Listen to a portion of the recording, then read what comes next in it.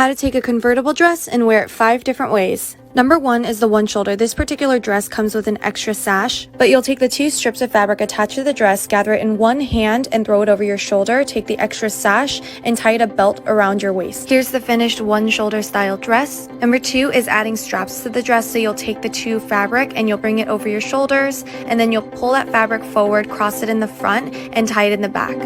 Number 3 is a dramatic halter style, so you'll take the 2, cross it in the front, wrap it around your neck, tie a big bow at the back, and then just leave that fabric hanging, and it gives you a dramatic halter look. Number 4 is a short sleeve style. Take the 2 fabric, cross it in the front, and make a bow in the back, and then open up the fabric to make short sleeves. This is a little bit more of a conservative option, and take the extra sash and make a belt around your waist. And finally, it's just the strapless dress. Take the fabric, cross it in the front, and then make a bow in the back, and then take the extra sash and make a little scarf. This will keep your neck. 5 tips to look more fashionable with a larger chest. Rather than buttoning up your blouse to cover up your cleavage, unbutton the buttons and pair a lace cami underneath. Not only does it look like you put more effort into your outfit, your chest looks smaller.